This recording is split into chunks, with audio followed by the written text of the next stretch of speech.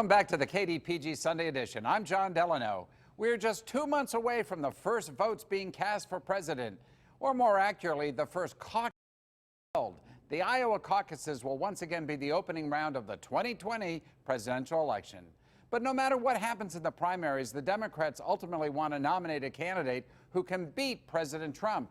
And there's no question that Pennsylvania will be a key state in that presidential race. So what are President Trump's chances of repeating his victory in Pennsylvania? Well, let's get into the nitty-gritty of the race for the White House. Mike Mickes is a Democratic political consultant who has worked on campaigns for Congress and the U.S. Senate right here in Pennsylvania. And Sam DeMarco is chair of the Allegheny County Republican Party and a representative at large on county council. And I might add, he was a delegate to the Republican National Convention. So, gentlemen, welcome. It's great to have you here. Thanks for having us. You know, on some levels, we all know how important Pennsylvania is when it comes to the November election. But let me start with you, Mike. Does Pennsylvania count at all when it comes to choosing the Democratic nominee? Because our Democratic primary is not until April 28th. I think just like in 2008 when Barack Obama and Hillary Clinton went to, almost all the way to the convention competing, Pennsylvania will be very important this year. We have a huge field, so by the time we get to Pennsylvania, the field will have been thinned, but it'll still be a critical state because you may have 1, 2, perhaps 3 contenders still in the race, and Pennsylvania could possibly decide the race. So you don't see any early knockouts in the Democratic caucus primaries out of Iowa, New Hampshire, Nevada, South Carolina, and even the Super Tuesday races? I think that's highly unlikely. I think you'll see perhaps win Iowa and New Hampshire, and then gets to South Carolina, where I think Joe Biden likely wins there, and then on to Nevada, and then Super Tuesday, which I think, will definitely thin the field, but I just can't see somebody coming out of even that big of a day like on Super Tuesday. Right. I just don't see anybody coming out with a clear lead where everybody else just drops out. Sam, I'll give you a chance to comment on the Democrats before I ask you about the Republicans. Do you agree with Mike? Do you think? Yeah, I do agree with him. I mean, they have a field that's, so huge here. As a matter of fact, I don't know if the field's done. You got people still jumping in here. You had Bloomberg. Who else may jump in off the sideline? So as far as I'm concerned, I'm just getting my popcorn ready and want to sit back and watch. Well, that's because I guess there's a candidate or two running against Donald Trump in the Republican Party, but you don't hear much from them. It's a done deal, right? Oh, it's a done deal. I mean, it's, as a matter of fact, it was the gentleman from South Carolina, the former governor, who entered the race, showed up in Pennsylvania, nobody knew anything about it. He's already out of the race, okay? Right. So, and I think that Walsh from Illinois, I think he's gone. So and Wells from Massachusetts. Yeah, effectively, there is no opposition to the president here for his reelection. So let me ask you this. Assuming the Democrat and there's a Senate trial come January or February, does that hurt the president or help him? I think it helps him. I mean, if you look at the polls today and you see how the Republican support is solidified behind him, and you see independents are against impeachment.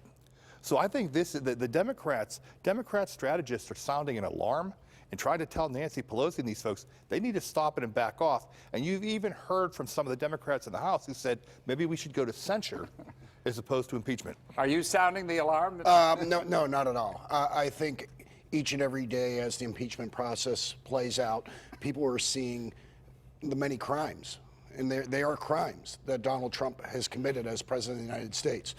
And quite frankly, there are different polls out there that show different numbers. But if you look back at previous administrations, they polled, should George W. Bush be impeached and removed from office? Should Barack Obama, and then Bill Clinton during impeachment? When Bill Clinton was going through impeachment, it was lower than 30%, fewer than 30% of the voters wanted him impeached and removed from office. Right now, it stands at about 50% of voters. That is incredibly troubling if you're Donald Trump and the Republican Party. So you think in the end impeachment helps the Democrats in the 2020 presidential election, or is there of no I mean, we're assuming for a moment that a Republican Senate is going to acquit him. That's true. Without a doubt. I think the Republican Party no longer has a spine. They have rejected pretty much everything that they have stood for over the years: law and order, justice, you know, Spineless, Sam? limited power, administrative power in the White House. So, but I think in the end, we're such a polarized country. Our state is quite polarized. Right. I think it'll, in the end, benefit the Democrats. It'll benefit on the margins. We're not going to see big swings and in any direction, regardless of how it unfolds. So you do impeachment because you think it's constitutionally right thing to do, not because it has political ramifications. That's exactly right. Do you agree? This is ridiculous. I mean, this impeachment, there is no crime, okay? What we saw in these impeachment hearings, this rigged process by Adam Schiff was ridiculous, where folks had to request permission to have witnesses called. And the way he ran the process, this is why the American people were turning against it. The Democrats right now, if you look from the time this president was elected, there's been unprecedented opposition to him. People were talking about impeaching him before he was even sworn in. The day of his inauguration, you had people wearing pink hats marching through the streets and rioting down in Washington, D.C. So it's not surprising that you have 50% of these folks in a poll saying, hey, we'd like to see him impeached, because they're not going to be able to get rid of him at the ballot box. Yeah.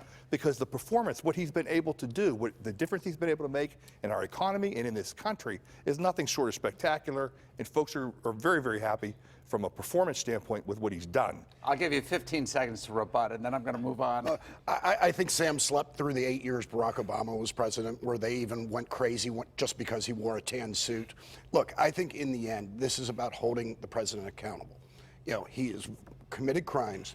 The Foreign Corrupt Practices Act is one. You are not allowed to bribe foreign officials, which is exactly what Donald Trump did when he was trying to withhold money to get Ukraine to investigate Joe Biden. Let me ask you whether this has an impact here on our local congressional delegation. A week ago, I was out in front of Congressman Connor Lamb's office, and we had pro-Trump and anti-Trump protesters outside of that office, and about 100 of them, and there were a fair number of them. Congressman Lamb, a Democrat, has said he's not sure yet whether he's going to vote for impeachment or not. Sam, do you think it makes a difference how he votes on that in terms of his own political future in 2020? I think Connor Lamb is already vulnerable. I mean, when he won the special election and when he defeated Congressman Rothfuss for the 17th Congressional District seat, he ran basically as a conservative. He talked about all these things that he was for Second Amendment, pro-life, even though he said he didn't want to make these changes. Well, now he has a record. The record shows that he's voted with Nancy Pelosi 97% of the time. He's voted with the squad 90% of the time. So now that he has this record, he voted for the impeachment inquiry. And he's been out fundraising, sending out fundraising emails using Adam Schiff. I mean, he's over the Rubicon here, okay? He's in trouble. Over the Rubicon. I think Connor Lamb will win re-election easily. Easily? Easily. I think it'll be double digits, just like his last victory over Keith Rothfuss. You know, he is shown to be a pragmatist, a pragmatic voice in Washington. And I think he has built a record that people in Western Pennsylvania can generally embrace. Does his vote for or against impeachment make a difference? I don't think it will. I think people that really like Donald Trump will oppose him. People that hate Donald Trump will support him. Well, suppose this way. Suppose he votes against impeachment and the Democrats don't like that. And he's a Democrat in a Democratic primary. I think in the end, during a presidential year, you know, the vast majority of Democrats are going to vote for the Democratic nominee for Congress, and the vast majority of Republicans are going to vote for the Republican nominee. So what makes the difference in Pennsylvania as to whether or not the president is reelected? Sam? Well, the president is going to take and get a significant number of Democrats who vote for him.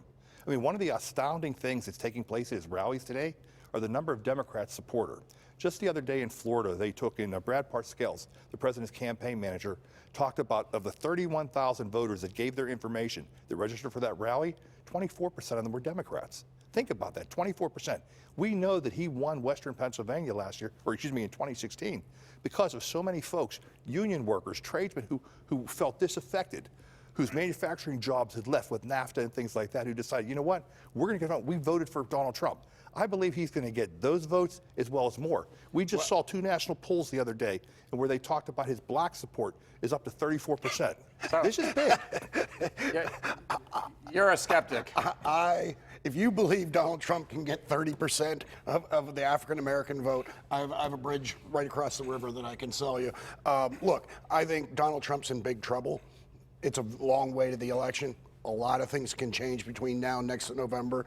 I learned in 2016, never predict anything because you never know what's going to happen. But I think right now he's in big trouble. You just look at the suburbs right here in Allegheny County, places like Upper St. Clair where Tom Wolf and Bob Casey and Connor Lamb were able to run up big margins, places like South Fayette and the North Hills and Wexford and all the communities. But doesn't it depend on who the Democrats nominate? A lot of it does. Particularly There's no doubt. For Fayette County, Washington County, Right. Beaver County, Democratic counties that voted for Donald Trump. What Democrats need to realize is that every vote counts, and every vote, you should fight for every single vote. You may not win all of these counties that Donald Trump won in 2016, but you have to improve upon the margins.